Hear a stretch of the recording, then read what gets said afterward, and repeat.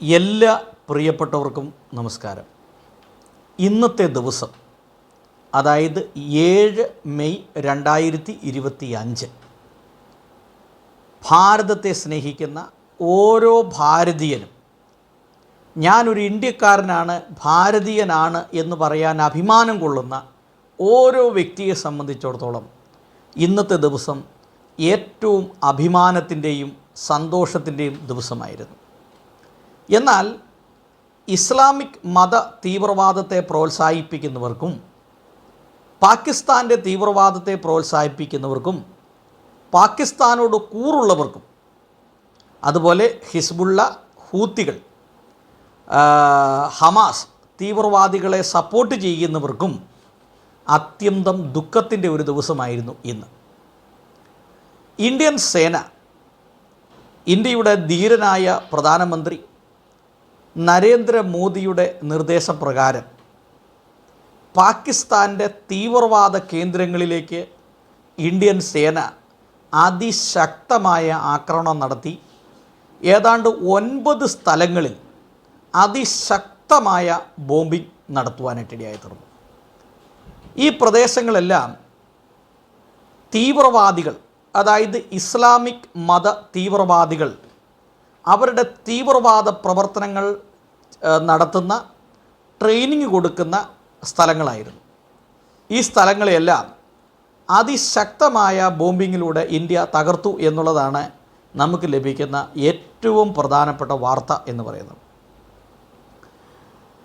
April 22, 2025 April 22-ന് Pahalgam എന്ന സ്ഥലത്ത് വെച്ചുണ്ടായ Islamic മത തീവ്രവാദികളുടെ ആക്രമണം ഇസ്ലാം മതത്തിൽപ്പെട്ടവരെ ഒഴിവാക്കുകയും മറ്റ് മതങ്ങളിൽപ്പെട്ടവരെ പേര് ചോദിച്ച്, മതം ചോദിച്ച് വെടിവെച്ചു കൊന്ന ഇത് നമ്മൾ കണ്ടതാണ്. ഏതാണ്ട് 28ഓളം സാധാരണക്കാരായിട്ടുള്ള ആളുകൾ ഈ ഇസ്ലാമിക് മത തീവ്രവാദികളുടെ ആക്രമണത്താൽ കൊല്ലപ്പെട്ടു. പേര് ചോദിച്ച് ആ ആളുകളുടെ വസ്ത്രം അഴിച്ച് പരിശോധിച്ചതിന് ശേഷം നടത്തിയ ഒരു മത തീവ്രവാദ ആക്രമണമായിരുന്നു പഹൽഗാമിൽ നമ്മൾ കണ്ടത്. അങ്ങനെ നിരവധി കുടുംബങ്ങൾ വഴിയാധാരമായി, നിരവധി പേർ അവിടുന്ന് പലായനം ചെയ്യേണ്ടി വന്നു. ശാന്തിയോടും സമാധാനത്തോടും ജീവിച്ചിരുന്ന ഈ കാശ്മീരി ജനങ്ങളുടെ ഇടയിലേക്ക് ഇസ്ലാമിക് മത ഭീകരന്മാർ നുഴഞ്ഞു കയറുകയും അതിശക്തമായ ആക്രമണം നടത്തുകയാണ് ചെയ്തത്. അതിൻ്റെ പശ്ചാത്തലത്തിൽ 28ഓളം പേർ കൊല്ലപ്പെട്ടു. എന്നാൽ ലോകത്തിൻ്റെ നാനാഭാഗങ്ങളിൽ നിന്നുള്ള രാജ്യങ്ങളുടെ വലിയ ഒരു പിന്തുണ ഇന്ത്യക്കുണ്ടാകുകയും ഇന്ത്യക്കകത്തുനിന്ന് ഇന്ത്യയെ സ്നേഹിക്കുന്ന, ദേശത്തോട് കൂറുള്ള, രാജ്യസ്നേഹമുള്ളവർ ശക്തമായ രീതിയിൽ ഇതിനെ സോഷ്യൽ മീഡിയയിലൂടെയും TV മാധ്യമങ്ങളിലൂടെയും വിമർശിക്കുകയും തക്കതായ ശിക്ഷ, പാകിസ്ഥാൻ അതിശക്തമായ പ്രഹരം കൊടുക്കണം എന്ന് അഭിപ്രായപ്പെടുകയും ചെയ്തു.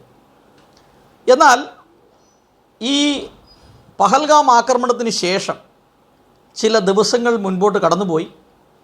നാനാ കോണിൽ നിന്നുള്ള ചിന്താഗതികൾ വന്നു. എന്തുകൊണ്ടാണ് പാകിസ്ഥാന് മറുപടി കൊടുക്കാത്തത് എന്നുള്ള വലിയ ചിന്ത വന്നു. എന്നാൽ ഇന്നലെ രാത്രി ഇന്ത്യൻ സമയം 12:27-ന് പാകിസ്ഥാൻ്റെ 9 തീവ്രവാദ കേന്ദ്രങ്ങളിൽ ഇന്ത്യ അതിശക്തമായ ബോംബിംഗ് ആക്രമണം നടത്തി.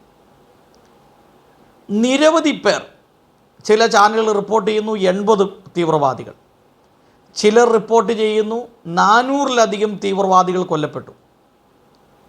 എന്തായിരുന്നാലും ഇന്ത്യ അന്വേഷിക്കുന്ന ഒരു വലിയ ഇസ്ലാമിക് മതഭീകരനാണ് മസൂദ് അസർ. അദ്ദേഹത്തിൻ്റെ കുടുംബത്തിൽപ്പെട്ട 14 പേർ കൊല്ലപ്പെട്ടു എന്നുള്ളതാണ് നമുക്ക് അറിയാനായിട്ട് കഴിയുന്നത്. അങ്ങനെ ഈ തീവ്രവാദ കേന്ദ്രങ്ങളെല്ലാം തന്നെ മതപഠനശാലകളോ അല്ലെങ്കിൽ തീവ്രവാദ പഠിപ്പിക്കുന്ന ട്രെയിനിങ് കേന്ദ്രങ്ങളോ ആയിരുന്നു. ഇസ്ലാമിക് മത തീവ്രവാദ കേന്ദ്രങ്ങളായിരുന്നു ഇതെല്ലാം. നൂറുകണക്കിന് ആളുകൾക്ക് അവിടെ ട്രെയിനിങ് കൊടുക്കുകയും ലോകത്ത് എങ്ങനെ തീവ്രവാദം വളർത്താം, എങ്ങനെ ഇസ്ലാമിക് മത തീവ്രവാദം ചെയ്യാം എന്ന് പഠിപ്പിക്കുന്ന ഈ കേന്ദ്രങ്ങളെയാണ് അതിശക്തമായ ആക്രമണം നടത്തിയത്. എന്തായിരുന്നാലും ഇതൊരു വലിയ പാഠമായി തീർന്നു. ഏതാണ്ട് ഇന്ത്യൻ സമയം 1:44 ഇതിൻ്റെ വാർത്ത പത്രമാധ്യമങ്ങൾക്ക് ലഭിക്കുന്നത്. ഇന്ത്യ ഫ്രാൻസിൽ നിന്ന് വാങ്ങിച്ച റഫേൽ യുദ്ധവിമാനങ്ങളാണ് ഈ ബോംബിങ്ങിന് നേതൃത്വം കൊടുത്തത്. അതിശക്തമായ ആക്രമണം, ആകാശത്തിലുള്ള അതിശക്തമായ ആധിപത്യം, പാകിസ്ഥാൻ്റെ എയർ സ്പേസ് ഉപയോഗിക്കാതെ ഇന്ത്യൻ എയർ സ്പേസിൽ നിന്നുകൊണ്ട് തന്നെ ഈ തീവ്രവാദ കേന്ദ്രങ്ങളെ ലക്ഷ്യം വെച്ചുകൊണ്ട് അതിശക്തമായ ആക്രമണമാണ് ഇന്ത്യ നടത്തിയത്. എന്നാൽ ഇന്ത്യ ഉറച്ച ഒരു നിലപാട് ലോകരാജ്യങ്ങളോട് പറയുന്ന ഒരു നിലപാടുണ്ട്. ഞങ്ങൾ പാകിസ്ഥാനെ അല്ല ആക്രമിക്കുന്നത്, പാകിസ്ഥാനിലുള്ള സാധാരണക്കാരെയല്ല ആക്രമിക്കുന്നത്, അവരുടെ സേനയല്ല ആക്രമിക്കുന്നത്, അവരുടെ വാണിജ്യ വ്യാപാര സ്ഥലങ്ങളെയല്ല, അതുപോലെ അവരുടെ മിലിറ്ററി എക്യുപ്മെൻസിനെയല്ല, മറ്റ് ഒരു മേഖലകളെയല്ല. ഞങ്ങൾ ആക്രമിക്കുന്നത് തീവ്രവാദികളെയാണ്. തീവ്രവാദികൾ പാകിസ്ഥാനിൽ വളരുന്നു. ലോകത്ത് എല്ലാ സ്ഥലങ്ങളിലേക്കും ഇസ്ലാമിക് മത തീവ്രവാദം വ്യാപിപ്പിക്കുന്നത് പാകിസ്ഥാനിൽ നിന്നാണ്. മത തീവ്രവാദികൾ ഏറ്റവും അധികം ആളുകൾ കുടികൊള്ളുന്നത് പാകിസ്ഥാനിലാണ്. അപ്പോൾ പാകിസ്ഥാനിൽ നിന്നുള്ള മത തീവ്രവാദികൾ ലോകത്തിൻ്റെ വിവിധ ഭാഗങ്ങളിലേക്ക് നുഴഞ്ഞു കയറുകയും അവിടെ ഭീകരവാദ പ്രവർത്തനങ്ങൾ നടത്തുകയാണ് ചെയ്യുന്നത്. നമുക്കറിയാം, ഇന്ത്യയുടെ പഞ്ചാബുമായി ബന്ധപ്പെട്ട ആ പ്രദേശങ്ങളിൽ അവിടെ നിന്ന് ഏതാണ്ട് 100 കിലോമീറ്റർ, 40 കിലോമീറ്റർ, 30 കിലോമീറ്റർ, 35 കിലോമീറ്റർ ഓരോ സ്ഥലങ്ങൾ 9 സ്ഥലങ്ങളിൽ ആക്രമണം നടത്തിയത് എന്ന് പറഞ്ഞാൽ 100 കിലോമീറ്റർ താഴെയുള്ള ദൂരമേ ഉള്ളൂ. അതിൽ ചില സ്ഥലങ്ങൾക്ക് മാത്രമേ 100 കിലോമീറ്റർ ദൂരമുള്ളൂ. അപ്പോൾ ഇന്ത്യയോട് ചേർന്ന് 30 കിലോമീറ്റർ, 35 കിലോമീറ്റർ, 100 കിലോമീറ്റർ അടുത്തുള്ള സ്ഥലങ്ങളിലാണ് ഈ തീവ്രവാദം കേന്ദ്രങ്ങൾ ഇവർ സ്ഥാപിച്ചിട്ടുള്ളത്. അപ്പോൾ ഓരോ തീവ്രവാദ കേന്ദ്രങ്ങൾ എന്ന് പറയുന്നത് ഇസ്ലാമിക് മത പഠനശാലകളായിട്ടാണ് നിലനിൽക്കുന്നതെങ്കിലും അവിടെ പഠിപ്പിക്കുന്നത് എന്ന് പറയുന്നത് തീവ്രവാദമാണ് പഠിപ്പിക്കുന്നത്. ഈ പ്രദേശങ്ങളെല്ലാം ലക്ഷ്യമാക്കിക്കൊണ്ട് ആണ് ഈ ആക്രമണം നടത്തിയത്. ഈ ആക്രമണം നടത്തിയപ്പോൾ ഇതിന് കൊടുത്ത പേരാണ് സിന്ദൂർ.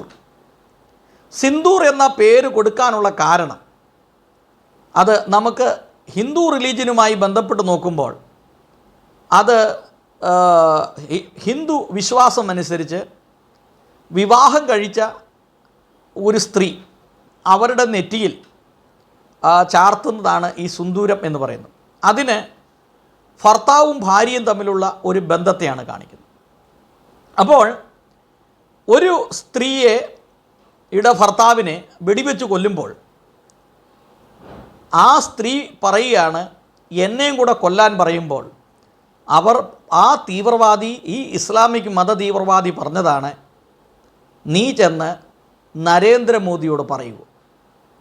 അപ്പോൾ ഈ പാകിസ്ഥാനിൽ നടത്തിയ ആക്രമണത്തിൻ്റെ സന്ദേശം ലോകത്തെ അറിയിക്കുന്നതും 2 മിലിറ്ററി ഓഫീസേഴ്സ്, അവർ 2 വനിതകളാണ്.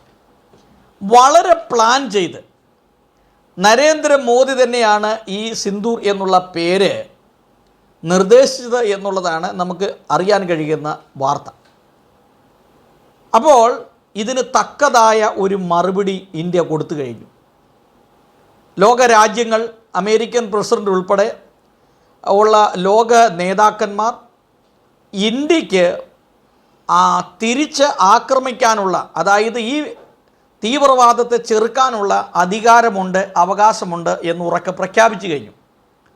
അതുകൊണ്ട് ലോകത്തിൽ നിന്ന് അമേരിക്കയുടെയും റഷ്യയുടെയും ഇസ്രായേലിൻ്റെയും ഫ്രാൻസിൻ്റെയും ഈ രാജ്യങ്ങളുടെയൊക്കെ അതിശക്തമായ സപ്പോർട്ട് ഇന്ത്യക്ക് ലഭിച്ചു കഴിഞ്ഞു. അപ്പോൾ തീവ്രവാദത്തോടെ ഒരു വിട്ടുവീഴ്ചയും ചെയ്യാൻ പാടില്ല. ഇസ്ലാമിക് മത തീവ്രവാദം പ്രത്യേകിച്ച് കേരളം പോലുള്ള സംസ്ഥാനങ്ങളിൽ വളരുന്നു എന്നുള്ളത് വളരെ ആശങ്കയോടുകൂടിയാണ് നമ്മൾ നോക്കിക്കാണേണ്ടത്. ഹമാസിനെ സപ്പോർട്ട് ചെയ്യുന്ന ആളുകൾ കേരളത്തിലുണ്ട്, ഹിസ്ബുള്ളയും ഹൂത്തികളെ സപ്പോർട്ട് ചെയ്യുന്നവർ കേരളത്തിലുണ്ട്. അപ്പോൾ ഈ തീവ്രവാദത്തോട് യാതൊരു വിട്ടുവീഴ്ചയും ചെയ്യാൻ പാടില്ല എന്നുള്ളൊരു സമീപനമാണ് ലോക നേതാക്കന്മാർ എടുത്തിട്ടുള്ളത്. എന്തായാലും ഇത് പാകിസ്ഥാന് കിട്ടിയ ഏറ്റവും വലിയൊരു തിരിച്ചടിയാണ് എന്നുള്ളതാണ് പത്രമാധ്യമങ്ങൾ നമുക്ക് മനസ്സിലാക്കുവാനായിട്ട് കഴിയുന്നത്. രാവിലെ തൊട്ട് ഇതിൻ്റെ വാർത്ത എല്ലാ ചാനലിലും, കേരളത്തിലുള്ള ചാനലുകൾ, അതുപോലെ നാഷണൽ ന്യൂസുകൾ, ഇൻ്റർനാഷണൽ ന്യൂസുകൾ വളരെ കാര്യഗൗരവമായി ഇതിനെക്കുറിച്ച് കേട്ടുകൊണ്ടിരിക്കുകയാണ്. അപ്പോൾ ഇതിൽ നിന്ന് മനസ്സിലായ ഒരു വലിയ സത്യം, ഇന്ത്യ ലോക ശക്തികളുടെ ഒരു സ്ഥാനത്തിലേക്ക് എത്തപ്പെട്ടിരിക്കുന്നു. അതിശക്തമായ ആക്രമണത്തിലൂടെ ഈ തീവ്രവാദ കേന്ദ്രങ്ങൾ തകർത്തിരിക്കുന്നു. ഏതാണ്ട് പാകിസ്ഥാൻ ഇന്ത്യയോട് ചേർന്ന് കിടക്കുന്ന അതിർത്തി പ്രദേശങ്ങളിലുള്ള ഈ ഇസ്ലാമിക് മത തീവ്രവാദ കേന്ദ്രങ്ങളിൽ ശക്തമായ ആക്രമണം നടത്തി അത് നശിപ്പിക്കുന്നതിലൂടെ ഇന്ത്യ ലോകത്തിന് കൊടുക്കുന്ന നല്ലൊരു സന്ദേശമാണ്. പഹൽഗാമിൽ ഇന്ത്യൻ ജനതയെ മത തീവ്രവാദത്തിൻ്റെ പേരിൽ ആക്രമിക്കുകയും മതത്തിൻ്റെ പേരിൽ ആക്രമിക്കുകയും ഉപദ്രവിക്കുകയും ചെയ്ത ഇസ്ലാമിക് മത തീവ്രവാദികൾക്കുള്ള അതിശക്തമായ ഒരു തിരിച്ചടിയാണ് ഇത് എന്നുള്ളത് നമ്മളറിയുന്നത്. ഇന്ത്യയിൽ താമസിക്കുന്ന എല്ലാ മതവിഭാഗത്തിൽപ്പെട്ടവരും ഒരു മതവ്യത്യാസമില്ലാതെ ഈ തീവ്രവാദത്തെ ശക്തമായി എതിർക്കുകയും അതിനെ അപലപിക്കുകയും കൃത്യമായ ഒരു മറുപടി കൊടുക്കണം എന്നാവശ്യപ്പെടുകയും ചെയ്തു. എന്തായിരുന്നാലും ഇപ്പോഴത്തെ ലേറ്റസ്റ്റ് ന്യൂസ് വരുന്ന പാകിസ്ഥാൻ ഇതിനെ തിരിച്ചടിക്കാനുള്ള ഒരു തയ്യാറെടുപ്പ് നടത്തുന്നില്ല എന്നുള്ളതാണ്. ഒരു സംയമനത്തിലൂടെ അല്ലെങ്കിൽ ചർച്ചയിലൂടെ ഈ പ്രശ്നം വീണ്ടും പരിഹരിക്കാം എന്നുള്ളൊരു നിഗമനത്തിലേക്ക് എത്തി എന്നുള്ളതാണ് ലേറ്റസ്റ്റായിട്ട് വരുന്ന ഒരു വാർത്ത. അപ്പോൾ അതിൻ്റെ അർത്ഥം പാകിസ്ഥാന് മനസ്സിലായി കഴിഞ്ഞു, ഇനി ഇന്ത്യയോട് കളിക്കുന്നത് ഗുണകരമല്ല. അങ്ങനെ ചെയ്താൽ അത് വലിയൊരു യുദ്ധത്തിലേക്ക് കലാശിക്കും. ആ യുദ്ധത്തിലേക്ക് കലാശിച്ചാൽ അത് ഇന്ത്യക്ക് മറ്റുള്ള രാജ്യങ്ങളിൽ നിന്ന് സപ്പോർട്ട് ലഭിക്കും. എന്തിനാണ്? തീവ്രവാദത്തെ ചെറുക്കാൻ, തീവ്രവാദത്തെ എതിർക്കാൻ, തീവ്രവാദത്തെ നശിപ്പിക്കുവാൻ. അപ്പോൾ നമ്മുടെ ഈ ലോകം നേരിടുന്ന ഏറ്റവും വലിയ ഭീഷണി എന്ന് പറയുന്നത് ഇസ്ലാമിക് മത തീവ്രവാദമാണ്. ആ തീവ്രവാദത്തെ ഏത് രീതിയിലാണെങ്കിലും അടിച്ചമർത്താൻ കഴിഞ്ഞില്ലെങ്കിൽ പല രീതിയിലുള്ള പ്രശ്നങ്ങൾ സൃഷ്ടിക്കപ്പെടുക തന്നെ ചെയ്യും. എന്തായാലും ഇന്ത്യ ഈ പഹൽഗാം ആക്രമണവുമായി ബന്ധപ്പെട്ട് കൊടുത്ത ആ തിരിച്ചടി എല്ലാവർക്കും ഇഷ്ടപ്പെട്ടു കഴിഞ്ഞു. എല്ലാ രാഷ്ട്രീയ പാർട്ടികൾക്കും, ഈ ഇന്ത്യയിൽ താമസിക്കുന്ന, ദേശത്തെ സ്നേഹിക്കുന്ന, രാജ്യത്തെ സ്നേഹിക്കുന്ന, രാജ്യത്തോട് കൂറുള്ള എല്ലാവർക്കും ഇഷ്ടപ്പെട്ടു കഴിഞ്ഞു. എന്തായിരുന്നാലും അത് നാടൻ ഭാഷയെ പറഞ്ഞ് ഏറ്റവും നന്നായി എന്നുള്ളതാണ്. ആഹ്ലാദത്തിൻ്റെ ഒരു ദിവസമാണിന്ന്. അപ്പോൾ അതോടൊപ്പം തന്നെ ഇന്ത്യയുടെ ഈ ശക്തമായ ആക്രമണത്തിൽ തകർന്നു പോയത് പാകിസ്ഥാൻ വളർത്തിക്കൊണ്ടുവന്ന തീവ്രവാദമാണ്. അതോടൊപ്പം തന്നെ അവരുടെ സാമ്പത്തിക നില തകർന്നുകൊണ്ടിരിക്കുന്നു. അവരുടെ മറ്റ് എല്ലാ വ്യവസായ മേഖലകളും തകരുന്നു. അവർക്ക് വെള്ളമില്ലാതെ ഭാരപ്പെടുന്നു. 2,40,00,000 ആളുകൾ ഇന്ത്യയിൽ നിന്ന് ലഭിക്കുന്ന വെള്ളം പ്രതീക്ഷിച്ച് ജീവിക്കുന്നു. അവരുടെ അവസ്ഥ അതിദാരുണമായിരിക്കുന്നു. അപ്പോൾ ഒരു രീതിയിൽ വെള്ളമില്ല, മറ്റൊരു രീതിയിൽ അവരുടെ സാമ്പത്തിക സ്രോതസ്സ് എന്ന് പറഞ്ഞാൽ സാമ്പത്തിക സ്ഥിതി ഡൗൺ ആയിക്കൊണ്ടിരിക്കുന്നു. ഭക്ഷണം, അരിസാധനങ്ങൾ വാങ്ങിക്കാൻ പോലും സാധിക്കാൻ പറ്റാത്ത രീതിയിൽ വില കയറിക്കൊണ്ടിരിക്കുന്നു. അതുമാത്രമല്ല, ലോകരാജ്യങ്ങളുടെ മധ്യത്തിൽ പാകിസ്ഥാൻ ഒറ്റപ്പെടുന്നു. ഇതിൻ്റെ എല്ലാം കാരണം ഈ ഇസ്ലാമിക് മത തീവ്രവാദ ചിന്താഗതിയാണ്. അതിനെ നശിപ്പിക്കുക തന്നെ ചെയ്യണം. എന്നെങ്കിൽ മാത്രമേ ഈ ലോകത്തിന് സമാധാനമുണ്ടാകുള്ളൂ. എന്തായാലും പാകിസ്ഥാനെ സ്നേഹിക്കുന്ന ആളുകൾക്കും പാകിസ്ഥാനെ സപ്പോർട്ട് ചെയ്യുന്നവർക്കും ഹിസ്ബുള്ളയും ഹൂത്തികളെയും അതുപോലെ ഉള്ള ഇസ്ലാമിക് മത തീവ്രവാദത്തെ പ്രോത്സാഹിപ്പിക്കുന്നവർക്കും ലഭിച്ച ഒരു കനത്ത തിരിച്ചടിയായിട്ടാണ് ഞാനിതിനെ മനസ്സിലാക്കുന്നത്. അതുകൊണ്ട് ഇന്ത്യൻ പ്രധാനമന്ത്രിക്കും അതുപോലെ ഇന്ത്യൻ സേനയ്ക്കും വലിയ അഭിവാദ്യങ്ങൾ അർപ്പിക്കുകയാണ്. നന്ദി പറയുകയാണ് അവരോട് ഇത്രയും ശക്തമായ ഒരു തിരിച്ചടി കൊടുത്തതിന്. ഓരോ ഇന്ത്യക്കാരനും ഇന്നത്തെ ദിവസം അവൻ്റെ ജീവിതത്തിൽ എന്നും ഓർത്തിരിക്കും.